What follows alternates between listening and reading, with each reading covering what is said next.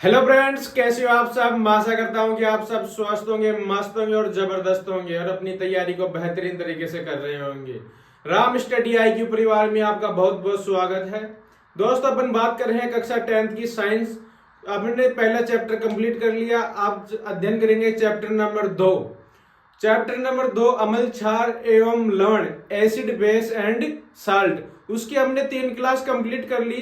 3 class complete देखने के बाद ये चौथी क्लास की सभी विद्यार्थी देखेंगे और अपने साथ साथ नोट्स बनाए जाएंगे। अपन ने लास्ट क्लास में बात कर रहे थे उदासीनीकरण की। उदासीनीकरण अभिक्रिया क्या है? जब अम्ल व क्षार की परस्पर क्रिया करवाते हैं तो क्या बनता है? लवण और जल का निर्माण होता है। उसी कड़ी को आगे बढ़ाते हुए बात करते हैं आगे। उदासीनीकरण में ही नोट डाल के लिखोगे, मेरे साथ नोट डालो और मेरे साथ साथ सभी बच्चे नोट्स बनाएंगे।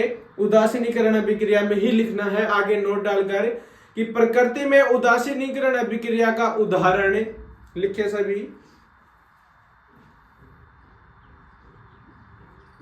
पहले लिख लेंगे फिर समझाऊंगा। प्रकृति में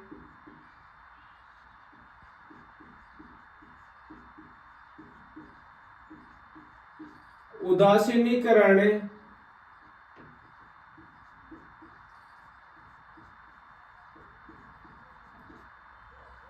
अभिक्रिया का उदाहरण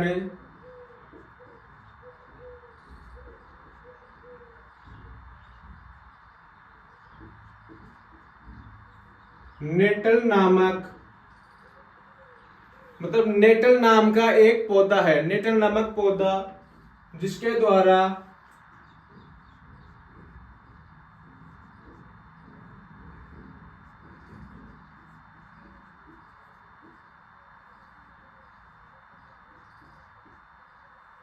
जिसके द्वारा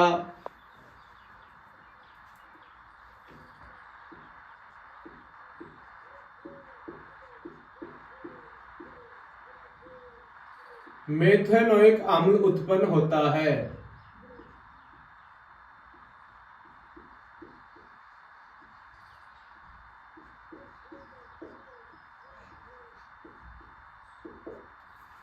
प्रकृति में उदासीनीकरण अभिक्रिया का उदाहरण है नेटल नामक पौधा है जिसके द्वारा मेथेनोइक अम्ल क्या होता है? उत्पन्न होता है।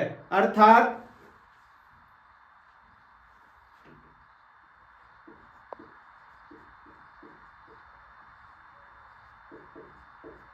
इसे स्पर्श करने पर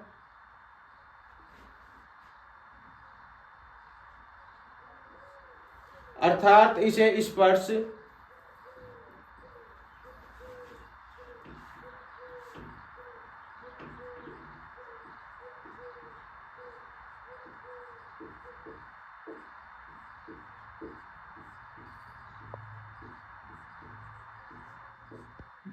दर्द की अनुभूति होती है।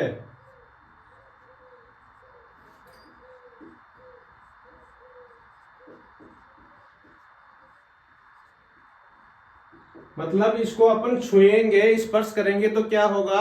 दर्द होगा। दूसरी तरफ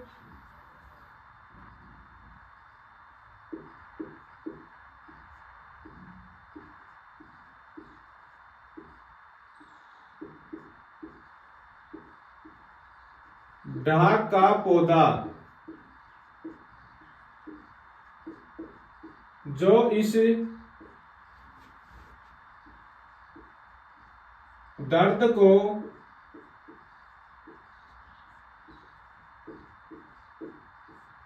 कम करता है। डाक का पौधा क्या करता है? इस दर्द को कम करता है। ये दोनों पौधे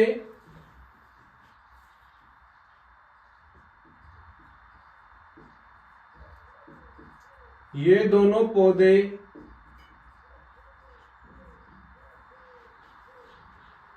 उदासीनीकरण अभिक्रिया के अच्छे उदाहरण हैं। ये दोनों पौधे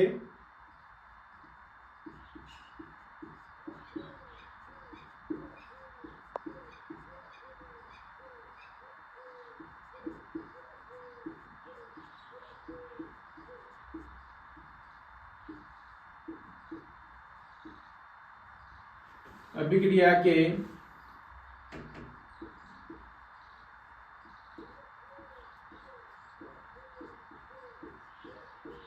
अच्छे उदाहरण हैं। कौन से दोनों पौधे? एक ढाक का पौधा और दूसरा नेटल का पौधा। ये दोनों मतलब कि नेटल का पौधा तो वो पौधा है जिसको अपन स्पर्श करेंगे, छुएंगे तो दर्द की अनुभूति होगी, दर्द महसूस होगा। और दूसरा पौधा है ढाक का। वो पौधा क्या काम करता है? उस दर्द को क्या करता है? कम करने का काम करता है। तो दोनों का काम क्या हो गया? अलग अलग हो गया, लेकिन है कौन से? दोनों पौधे ही हैं। तो ये दोनों पौधे क्या हैं? उदासीनीकरण अभिक्रिया के अच्छे उदाहरण हैं।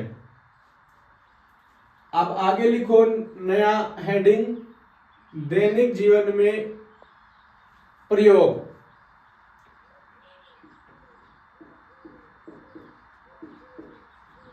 दैनिक प्रयोग नहीं, उपयोग। दैनिक जीवन में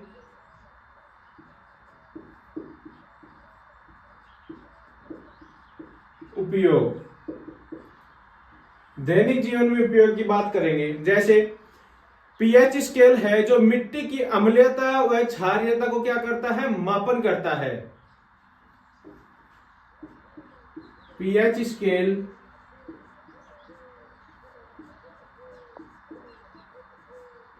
मिट्टी की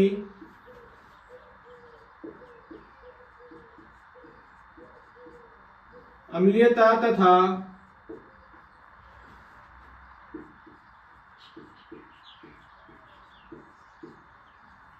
क्षारीयता का पता लगाता है।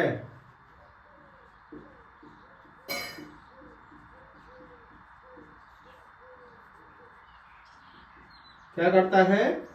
मिट्टी की अम्लीयता तथा क्षारीयता का पता लगाता है। नोट डाल के एक बात लिखो,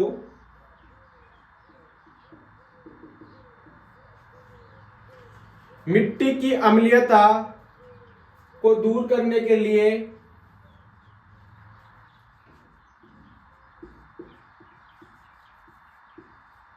मिट्टी की अम्लीयता को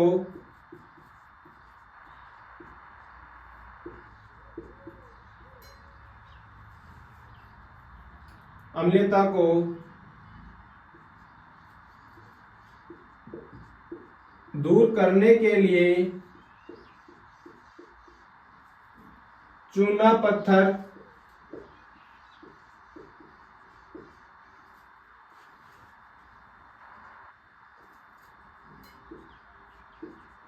का प्रयोग तथा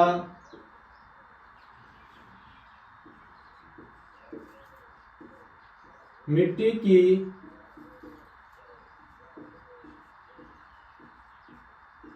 क्षारीयता को दूर करने के लिए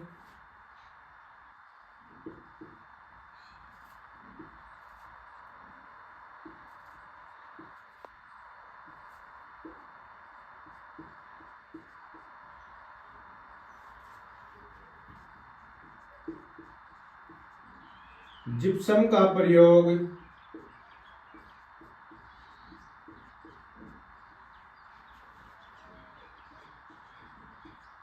किया जाता है।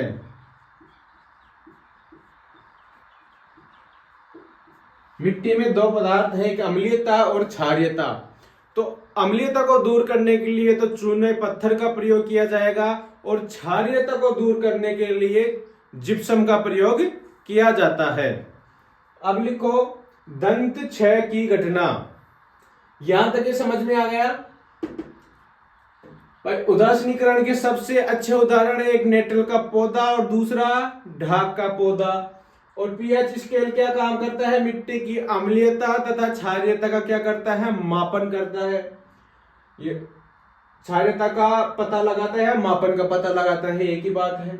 मिट्टी की अम्लीयता को दूर करने के लिए चूना पत्थर, मतलब अम्लीयता को दूर करने के लिए तो चूना पत्थर, तथा मिट्टी की क्षारीयता को दूर करने के लिए जिप्सम का प्रयोग किया जाता है। यहां तक एक बार सभी नोट कर लेंगे, फिर आगे पढ़ते हैं। दंत क्षय की घटना, मैं इसको रब कर देता हूं, सभी स्क्रीनशॉट ले लो। दंत क्षय की घटना। दंत क्षय, दंत क्षय से पता लग रहा है दांतों की घटना। भाई दांतों का कहीं ना कहीं क्या होगा, क्षय होगा, नुकसान होगा। तो इसको पढ़ते हैं, क्या है ये घटना। सभी हेडिंग डालेंगे लाल पेन से।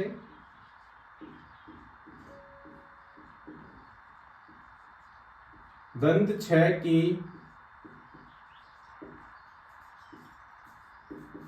घटना। आपको नोट्स भी ऐसे ही बना रहे हैं जैसे मैं लिख रहा हूं। दंत क्षय की घटना क्या कहती है, हमारे मुंह का पीएच मान 6 से 6.5, 6 से 6.5 होता है। सबसे पहले लिख लो क्या कितना होता है, 6 से 6.5 होता है। जब हम भोजन करते हैं तो हमारे मुंह के अंदर उपस्थित शर्करा जो दांतों के ऊपर जो इनेमल पदार्थ है उनसे क्या करती है, क्रिया करती है, और अपना मुंह का पीएच मान कितना हो जाता है, कम हो जाता है। मतलब कितना हो जाता है, 5.5 हो जाता है। लगभग एक पीएच कितना हो जाता है, कम हो जाता है। जिस कारण हमारे दांतों के बीच में जो उपस्थित शर्करा है उसका क्या होने लगता है, क्षय होने लगता है।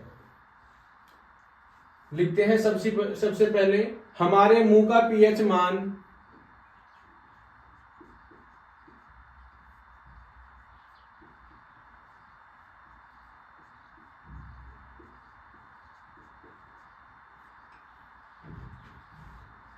6.0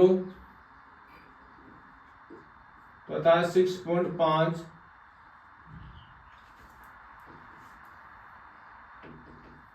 पीएच होता है। पीएच की full form power of hydrogen होता है। ठीक है, लिखो इसमें आगे।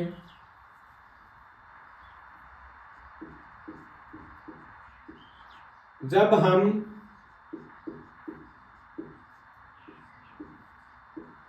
भोजन करते हैं तो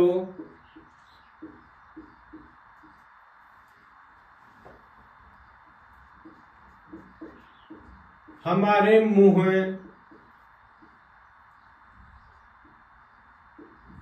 में उपस्थित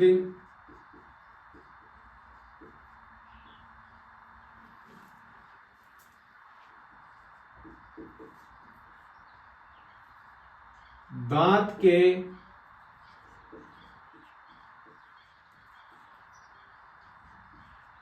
इनेमल पदार्थ से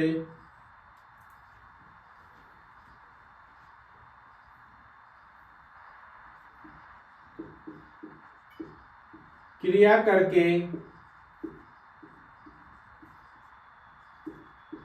हमारे मुंह का पीएच मान घटकर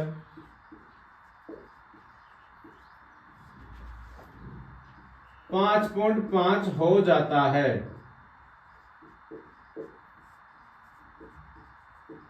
5.5 मान हो जाता है, जिस कारण हमारे दांतों के बीच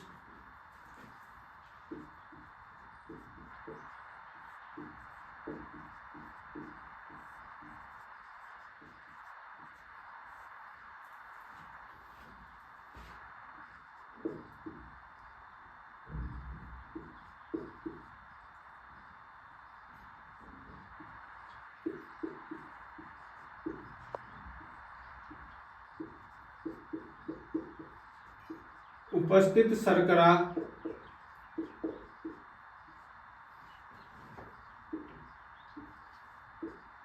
का क्षय होने लगता है।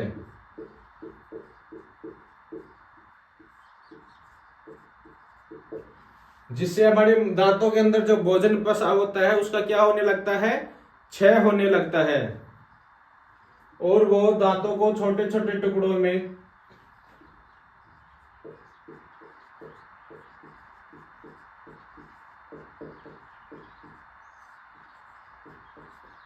दांतों को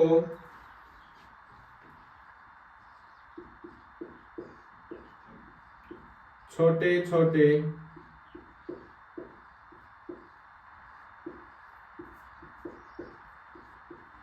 टुकड़ों में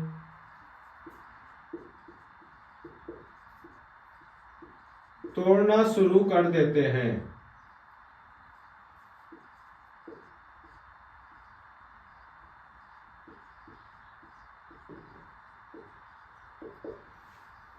क्या करना शुरू कर देते हैं? दांतों को छोटे छोटे टुकड़ों में तोड़ना शुरू कर देते हैं। नेक्स्ट लाइन से लिखो, दांत मुख्यतः, ऐसे एरो लगाकर, दांत मुख्यतः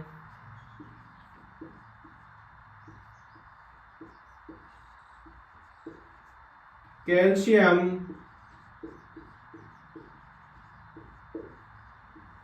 फॉस्फेट Ca3PO4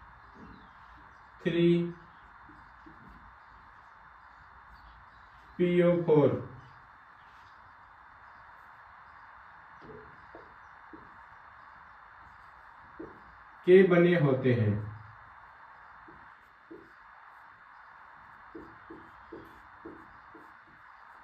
किसके बने होते हैं तब मेरे दांत? कैल्शियम फॉस्फेट के, Ca3PO4 के। कैल्शियम फॉस्फेट का सूत्र क्या है? Ca3PO4। कैल्शियम फॉस्फेट शर्करा से क्रिया कर कर लैक्टिक अम्ल बनाता है।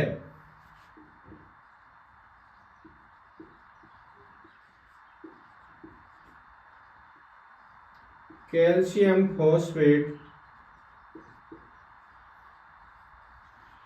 शर्करा से क्रिया कर कर, भोजन में उपस्थित क्या होती है? शर्करा। भोजन शर्करा से मिलता है। कैल्शियम फॉस्फेट शर्करा से मिलकर किसका निर्माण करेगा? लैक्टिक अम्ल का।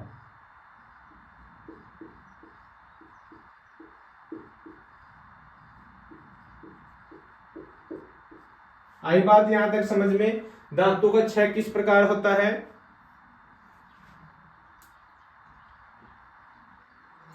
हमारे मुंह का पीएच मान 6 से 6.5 होता है। जब हम भोजन करते हैं तो हमारे मुंह में उपस्थित शर्करा, दांतों के मुंह में उपस्थित, यहां लिखो बीच में शर्करा, मुंह में उपस्थित शर्करा दांतों के इनेमल पदार्थ से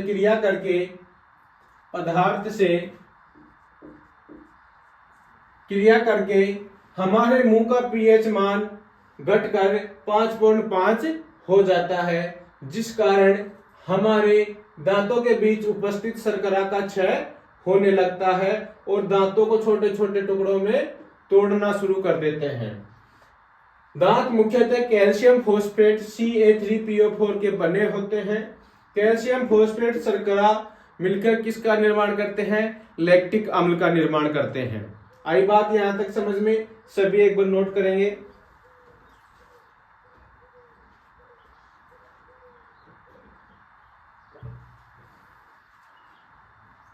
मैं रब कर देता हूं।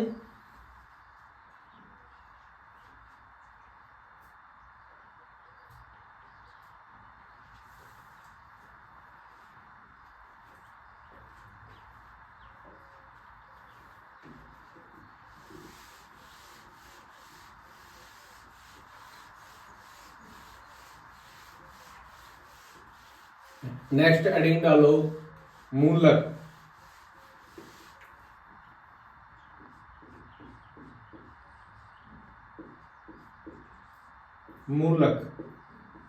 मूलक किसे कहते हैं?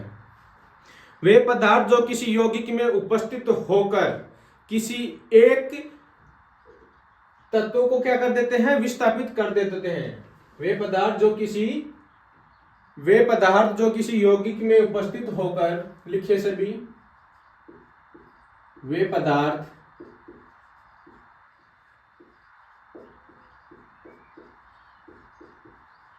जो किसी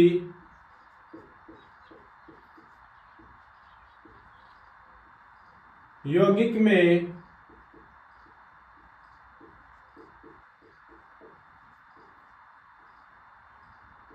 उपस्थित होकर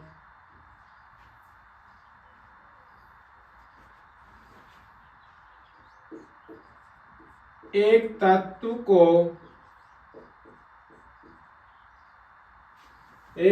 को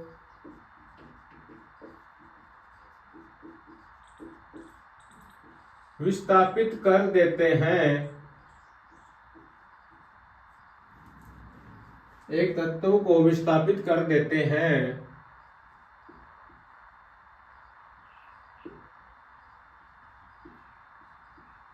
उन्हें मूलक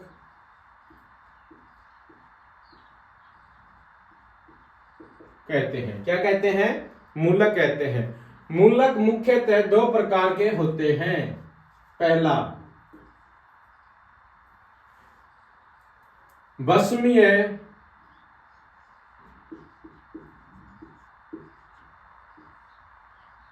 या फिर क्षारीय।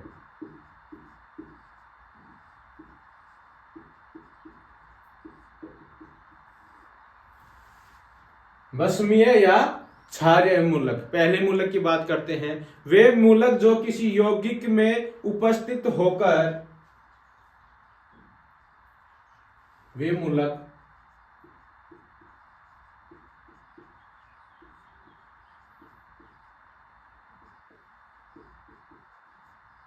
जो किसी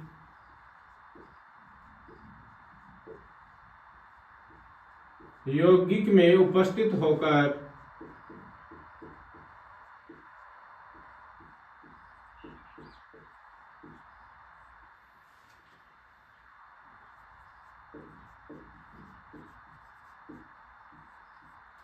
धनावेश का निर्माण करते हैं।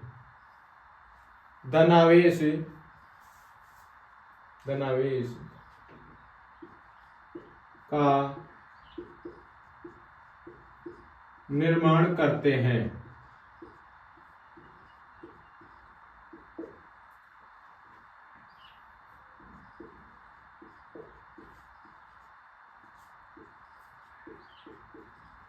क्षारीय मूलक कहलाते हैं।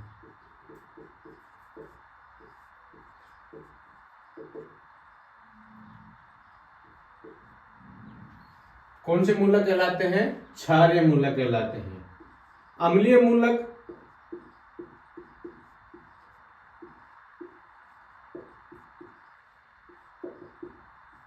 वे मूलक जो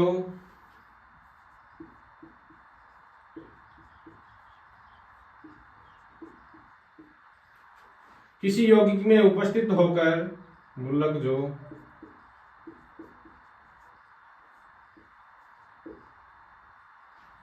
जो किसी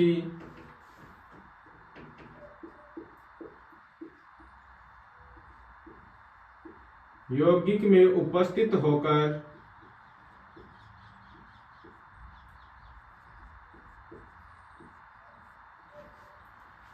ऋणावेश का निर्माण करते हैं।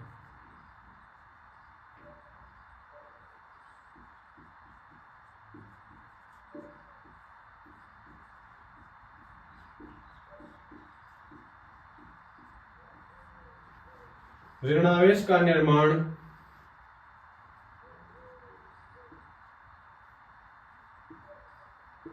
करते हैं।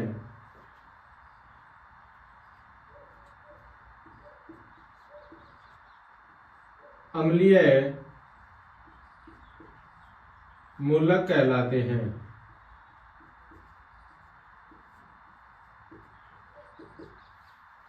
आई बात समझ में?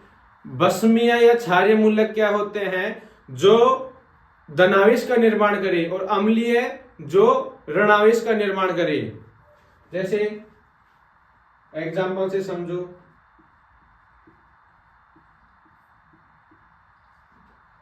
यौगिक का नाम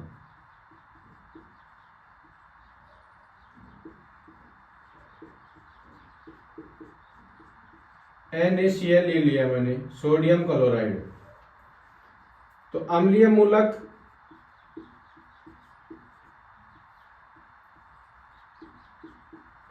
कौन सा है इसमें, और क्षारीय मूलक कौन सा है? अब आप बताओ। अम्लीय मूलक कौन सा है, क्षारीय कौन सा है? देखो सोडियम पे क्या आता है? प्लस का चिन्ह, तो प्लस क्या दर्शाता है? धनावेश। तो धनावेश को बारे में कौन बता रहा है? क्षारीय मूलक। तो सोडियम तो होगा Na प्लस, क्षारीय मूलक। और क्लोरीन क्या आता है? माइनस आता है। तो माइनस ऋणावेश कौन दर्शा रहा है? अम्लीय मूलक। तो अम्लीय मूलक होगा क्लोरीन माइनस। आई बात समझ में? मूलक क्या होते हैं? वे पदार्थ जो किसी यौगिक में उपस्थित होकर तत्व को विस्थापित कर देते हैं। देखो ना, यदि अम्लीय विस्थापित हुआ तो सोडियम को विस्थापित कर दिया, यदि क्षारीय में होगा तो अम्ल को विस्थापित कर देगा, एक ही रहेगा। समझ में आया? अब लिखते हैं कुछ महत्वपूर्ण लवण। कुछ लवण ऐसे हैं जिनके बारे में अपन क्या करेंगे? अध्ययन करेंगे। उससे पहले एक बार इसको पढ़ लो, नोट कर लो आप सभी जल्दी से, फिर मैं इसको रब करूंगा।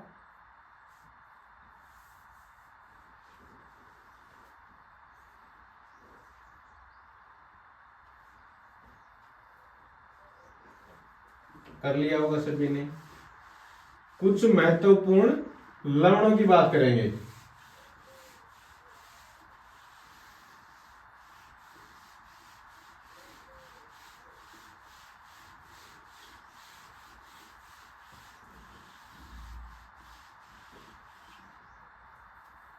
सभी हेडिंग डालेंगे।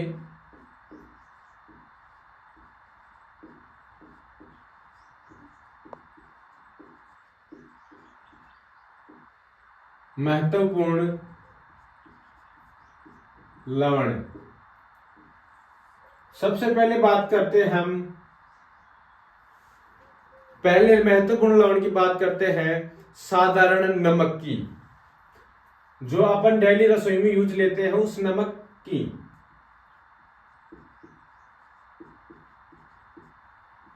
साधारण नमक, सुनो पहले। साधारण नमक 90 से 92% समुद्रों, झीलों, चट्टानों से वाष्पीकरण विधि द्वारा क्या किया जाता है? तैयार किया जाता है। नमक को खाने योग्य बनाने के लिए उसमें पोटेशियम आयोडाइड Ki मिलाया जाता है। सभी मेरे साथ लिखेंगे।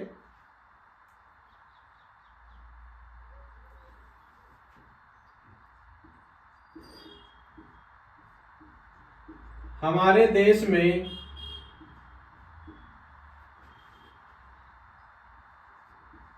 90 से 92%,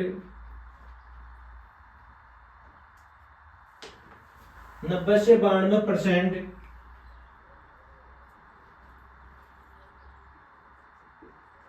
नमक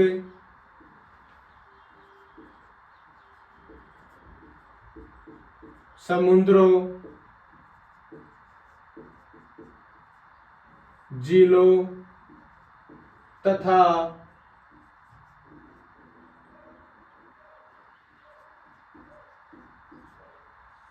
चट्टानों से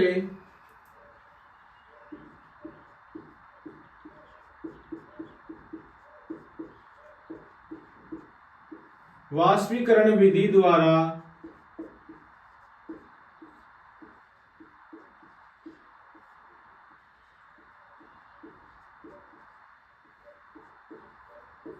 तैयार किया जाता है।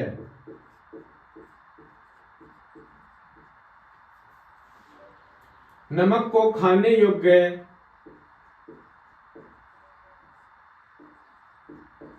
नमक को खाने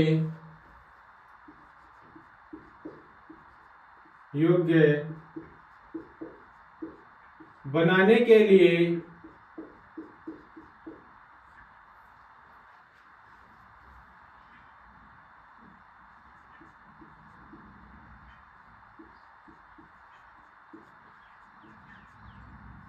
पोटेशियम आयोडाइड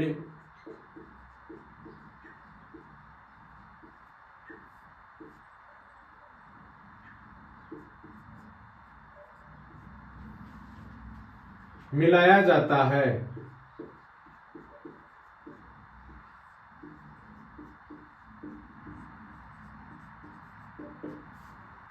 क्या मिलाया जाता है? Ki पोटेशियम आयोडाइड मिलाया जाता है।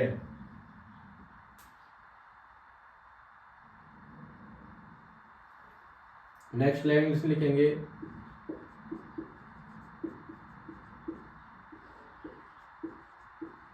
साधारण नमक का उपनाम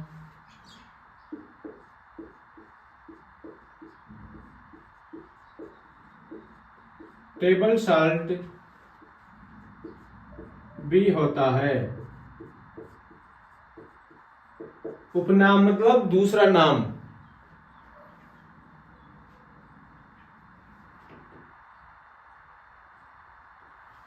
साधारण नमक का सूत्र और साधारण नमक का रासायनिक नाम। साधारण नमक का सूत्र NaCl होता है।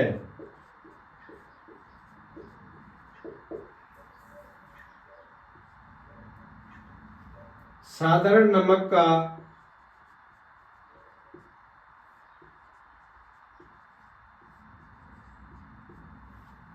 रासायनिक नाम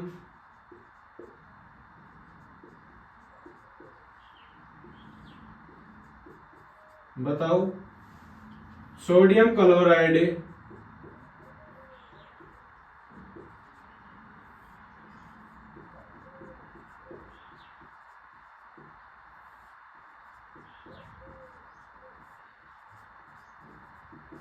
होता है। क्या होता है? सोडियम क्लोराइड होता है। आई बात यहां तक समझ में? निर्माण की विधि इसी में है, साधारण नमक में।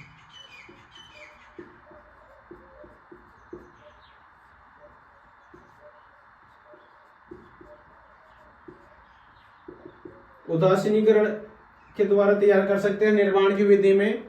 जैसे अम्ल के साथ सोडियम हाइड्रोक्साइड की क्रिया करवाएंगे, जैसे HCl प्लस NaOH ये भी क्रियाएं करवाएंगे तो NaCl लवण बनेगा और H2O क्या हो जाएगा? भार। उदासीनीकरण अभिक्रिया।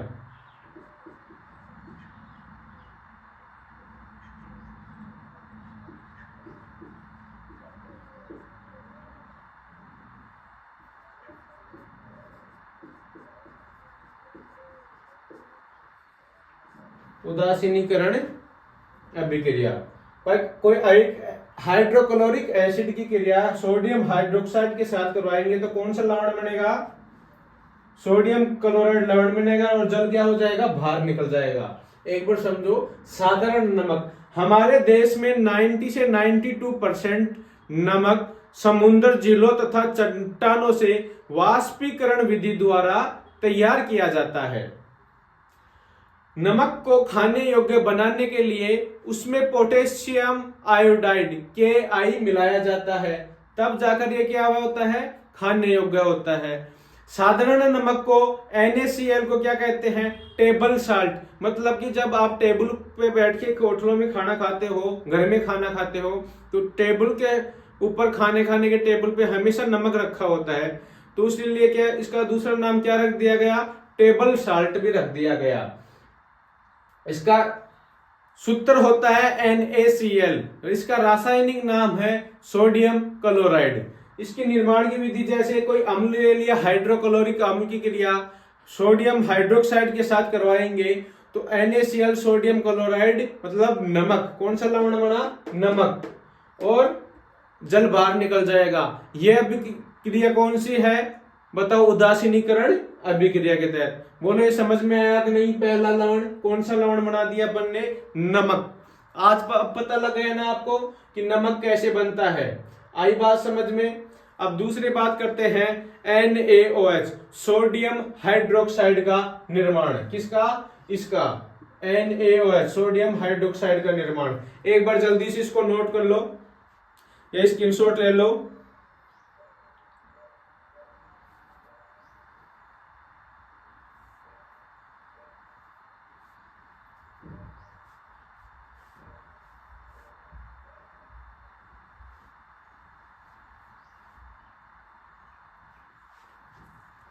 ठीक है।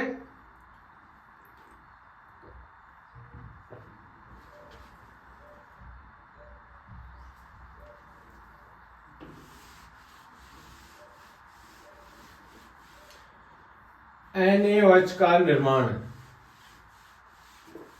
सोडियम हाइड्रोक्साइड, क्या पढ़ेंगे? दूसरी हेडिंग डालो, अलग पेंसिल डालो जिससे कि नोट्स आकर्षक बने, ज्यादा से ज्यादा पढ़ने का मन करे, है ना।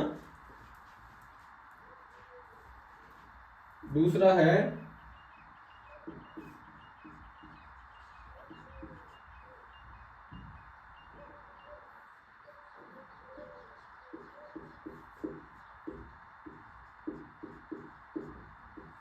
सोडियम हाइड्रोक्साइड NaOH का निर्माण।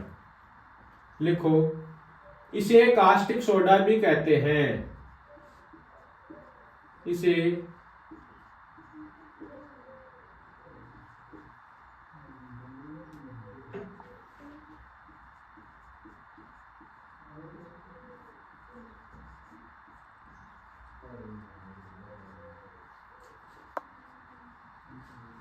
इसे कास्टिक सोडा भी कहते हैं। इसका रासायनिक नाम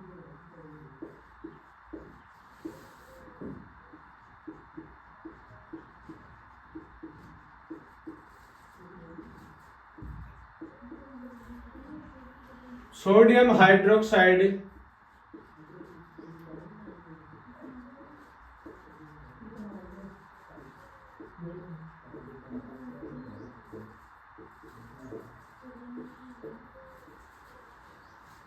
इसका रासायनिक नाम सोडियम हाइड्रोक्साइड होता है। सोडियम हाइड्रोक्साइड होता है। जब हम नमक के जलीय विलयन के अंदर विद्युत धारा प्रवाहित करते हैं तो लिखेंगे सभी, जब हम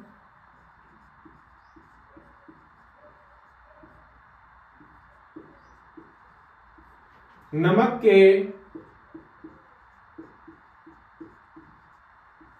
जलीय विलयन में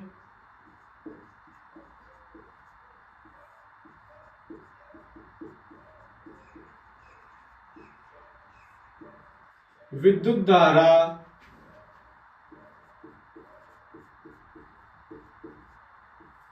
प्रवाहित करते हैं तो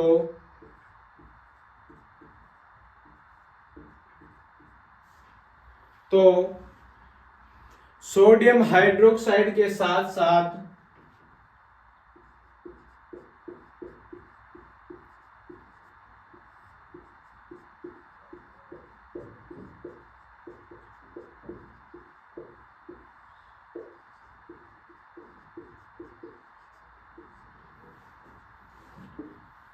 क्लोरीन तथा हाइड्रोजन गैस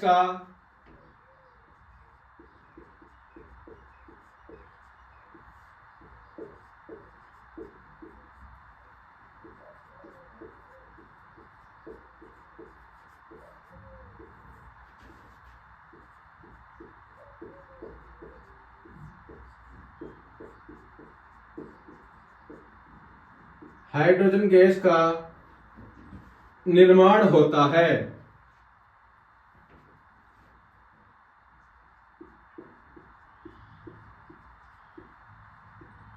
इसका निर्माण होता है, हाइड्रोजन गैस का निर्माण होता है। इस अभिक्रिया को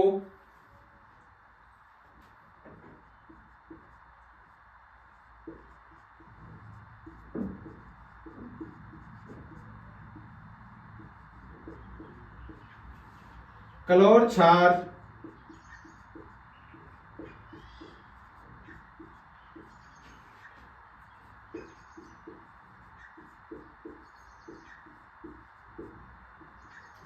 अभिक्रिया भी कहते हैं।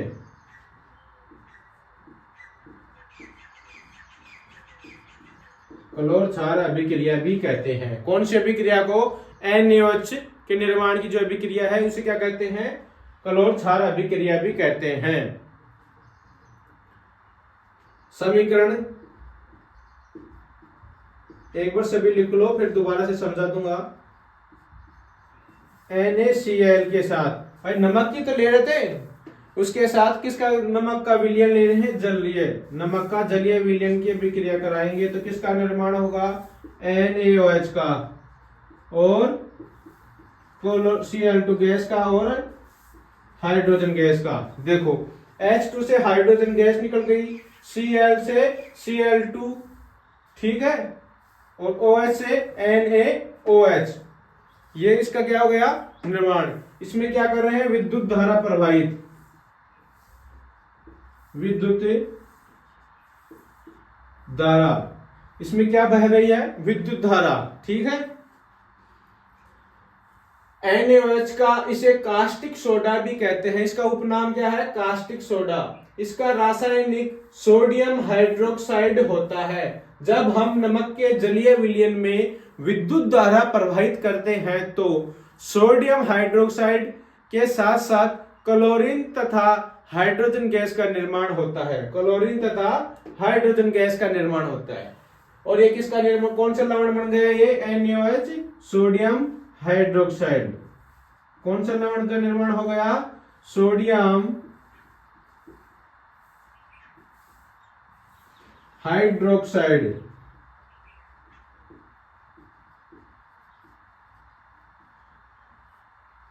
ठीक है, अब आगे देखते हैं क्लोर क्षार अभिक्रिया के दौरान बनने वाले उत्पाद। भाई इस अभिक्रिया को कौन सी अभिक्रिया भी कहते हैं, क्लोर क्षार अभिक्रिया।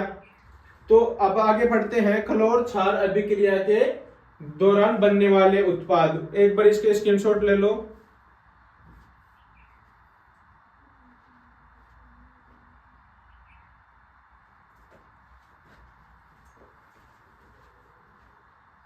यहां लिख देता हूं,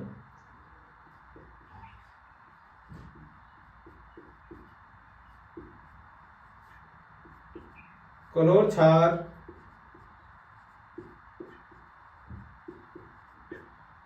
अभिक्रिया के दौरान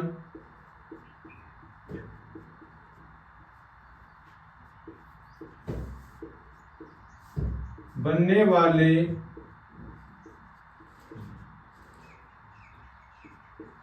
उत्पाद NaOH, दूसरा है Cl2, तीसरा है H2। NaOH है सोडियम हाइड्रोक्साइड, सोडियम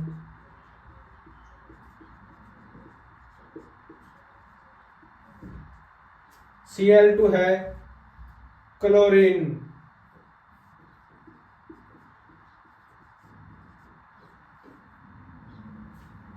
और तीसरा है हाइड्रोजन।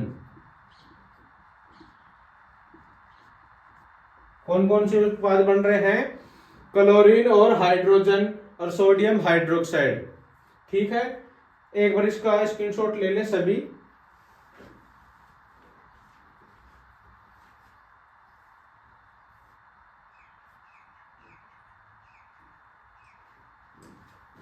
मैं रब कर देता हूं, सभी नोट डाल लेंगे और एक चीज लिखेंगे, क्लोर क्षार अभिक्रिया के दौरान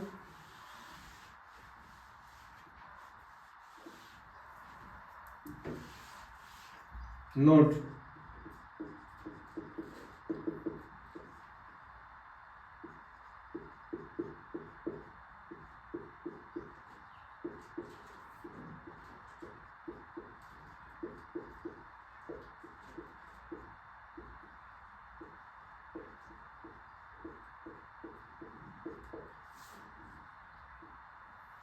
क्लोर क्षार अभिक्रिया के दौरान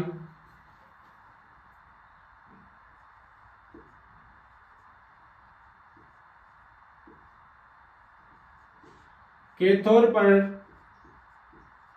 हाइड्रोजन गैस तथा एनोड पर क्लोरीन गैस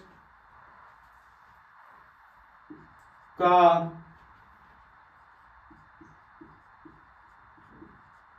उत्सर्जन होता है। किस पर?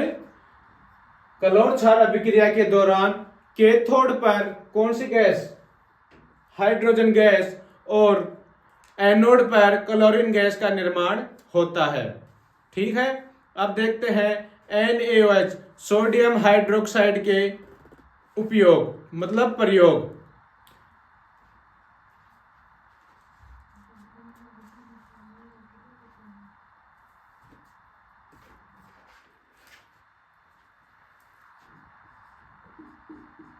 NaOH सोडियम हाइड्रोक्साइड के उपयोग। पहला, सोडियम हाइड्रोक्साइड का प्रयोग धातुओं के ग्रीस हटाने में किया जाता है। धातुओं के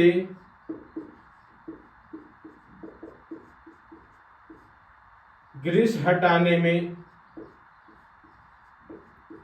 और दूसरा प्रयोग किया जाता है साबुन व कागज निर्माण में या उद्योग में। साबुन व कागज, साबुन व कागज उद्योग में किसका प्रयोग किया जाता है? उपयोग किया जाता है NaOH का। दूसरा है क्लोरीन का प्रयोग या उपयोग। Cl2 का उपयोग, क्लोरीन का उपयोग जल के शुद्धिकरण में। पहला, जल के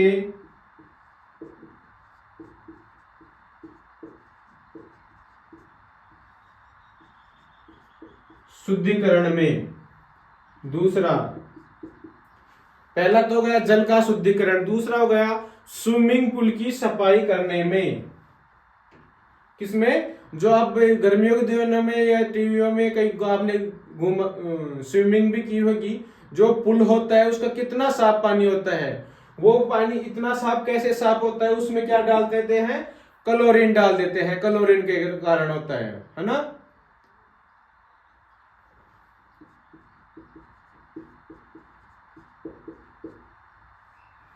स्विमिंग पुल की सफाई में किसका प्रयोग किया जाता है? क्लोरीन का प्रयोग किया जाता है। तीसरा है H2 हाइड्रोजन का उपयोग या प्रयोग। इसका किसमें किया जाएगा बताओ? जो हाइड्रोजन है उसका प्रयोग किया जाता है रॉकेट के जो प्रणोदक है, मतलब कि रॉकेट को जब छोड़ते हैं, प्रक्षेपित करते हैं, उस समय रॉकेट के प्रणोदक के रूप में।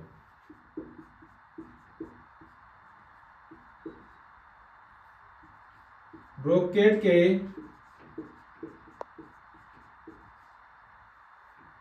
प्रणोदक के रूप में, मतलब कि यह एकदम से विस्फोट होने वाला पदार्थ है। कौन सा? हाइड्रोजन। तो ये रॉकेट होता है जिसको लॉन्च करते हैं, उस समय जो प्रणोदक करते हैं, लॉन्च को क्या बोलते हैं? छोड़ने को प्रणोदक। उसमें काम लेते हैं किसको? हाइड्रोजन का उपयोग। ठीक है, ये थी आज के कुछ महत्वपूर्ण लवणों में। 2 लवणों की बात की अपन ने। पहला था साधारण नमक। पहले बनाया अपन ने साधारण नमक। साधारण नमक के बाद क्या हुआ? हमने NaOH का निर्माण पढ़ा। NaOH का निर्माण को अच्छी तरीके से पढ़ा और उसके अंदर कलोर क्षार अभिक्रियाओं को भी देखा। कलोर क्षार अभिक्रिया में कैथोड पर तो हाइड्रोजन तथा एनोड पर क्लोरीन गैस का क्या होता है? उत्सर्जन होता है। और NaOH मतलब सोडियम हाइड्रोक्साइड के उपयोग पढ़े, उसके बाद में क्लोरीन के उपयोग पढ़े और हाइड्रोजन के उपयोग पढ़े।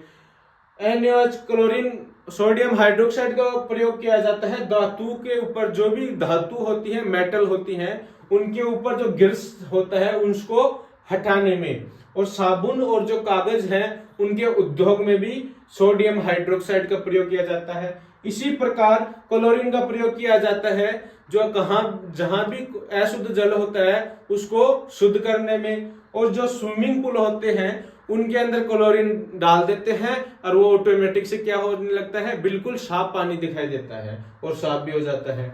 H2 का निर्माण रॉकेट के प्रणोदक के रूप में, आपने कभी स्विमिंग पूल में नहाया होगा, स्विमिंग किया होगा, तब आंखों के अंदर या ज्यादा समय तक रहने पर अपने शरीर पे झंझनाहट सा होने लगता है, आंखों के अंदर कड़वाहट सा होने लगता है तब, और कभी कभी मुंह के अंदर पानी भी गलती से चला जाता है तब भी आपको कड़वाहट महसूस होगा हल्का हल्का, वो क्लोरीन के कारण होता है। क्या है? क्लोरीन के कारण। तो आज के लिए इतना ही, नेक्स्ट क्लास में इस चैप्टर को कंप्लीट कर देंगे। ये क्लास ज्यादा लंबी हो जाएगी, इसमें तो कंप्लीट हो नहीं पाएगा। तो आज के लिए इतना ही। जो विद्यार्थी नए हैं चैनल को सब्सक्राइब करें और अपने दोस्तों तक, फ्रेंड तक शेयर करें।